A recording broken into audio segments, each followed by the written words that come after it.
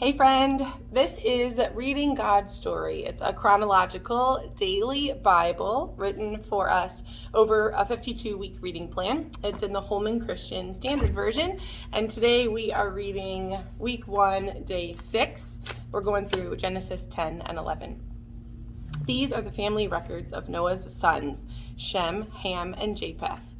They also had sons after the flood.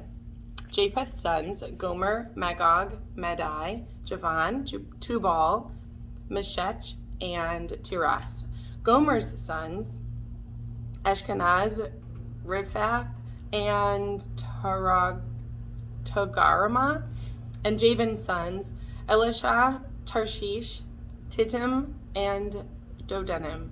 The coastland peoples spread out into their lands. These are Japheth's sons by their clans in their nations. Each group had its own language. Ham's sons, Cush, Egypt, Put, and Canaan.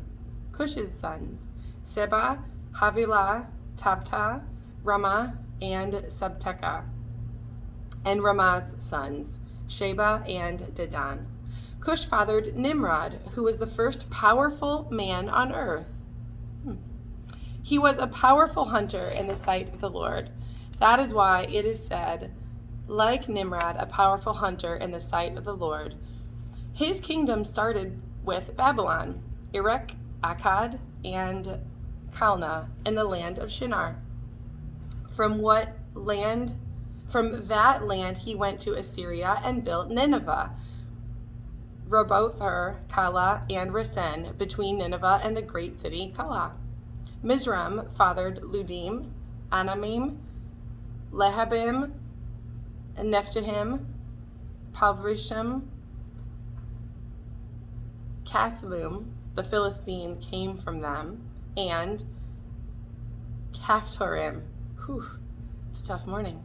Kenan fathered Sidon, his firstborn, and then Heth, the Jebusites and the Amorites, the Girgashites, the Hivites, the Arkites, the Sinites, the Arvadites, the Zemarites, and the Hamathatites.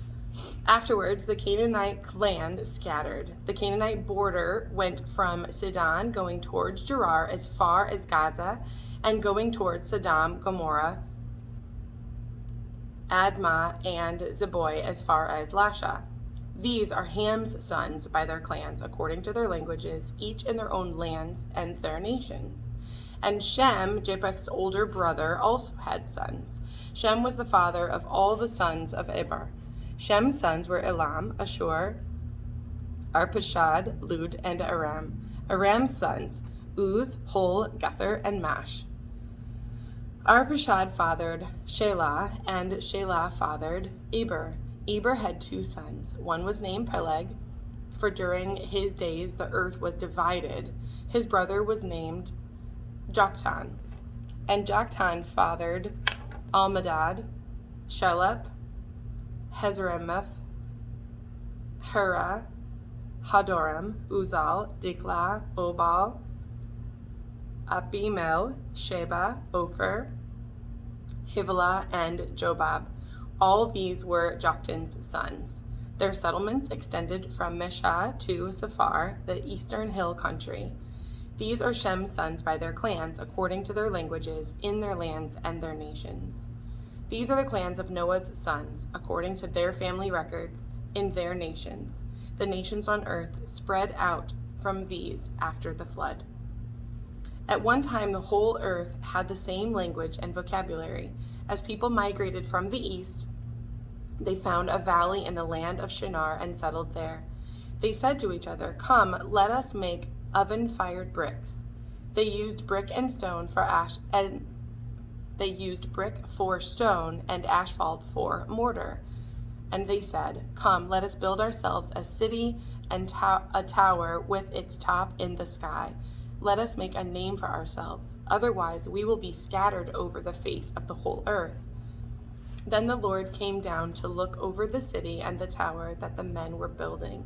The Lord said, "If they have begun to do this as one people, all having the same language, then nothing they plan to do will be impossible for them. Come, let us go down there and confuse their language so that they will not understand one another's speech. So from there the Lord scattered them all over the face of the whole earth, and they stopped building the city. Therefore its name is called Babylon, for there the Lord confused the language of the whole earth, and from there the Lord scattered them over the face of the whole earth. These are the family records of Shem. Shem lived 100 years and fathered Arpachshad 2 years after the flood. After he fathered Arpachshad, Shem lived 500 years and fathered other sons and daughters. Arpachshad lived 35 years and fathered Shelah. After he fathered Shelah, Arpachshad lived 403 years and fathered other sons and daughters. Shelah lived 30 years and fathered Eber. After he fathered Eber, Shelah lived 403 years and fathered other sons and daughters. Eber lived 34 years and fathered Peleg. After he fathered Peleg, Eber lived 430 years and fathered other sons and daughters. Peleg lived 30 years and fathered Reu. After he fathered Reu, Peleg lived 209 years and fathered other sons and daughters.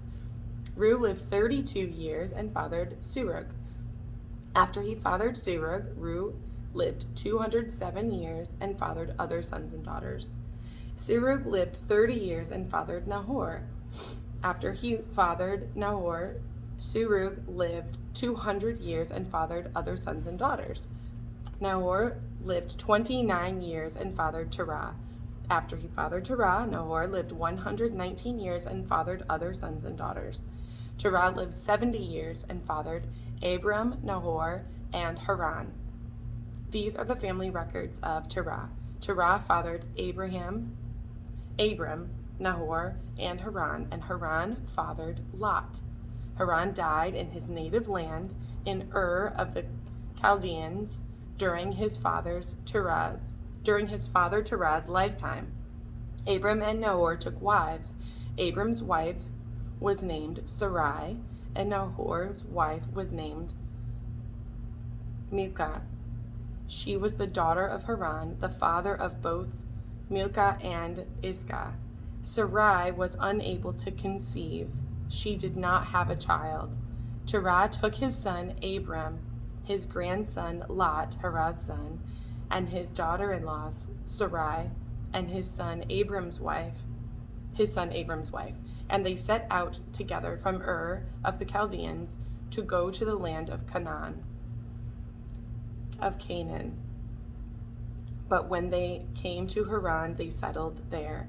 Terah lived 205 years and died in Haran.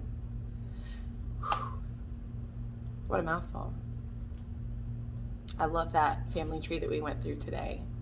It's difficult to say, but it's awesome to see where God's going, because we know in many, many, many pages we finally get to meet Jesus. This is pretty cool. Have an awesome day. We'll see you tomorrow.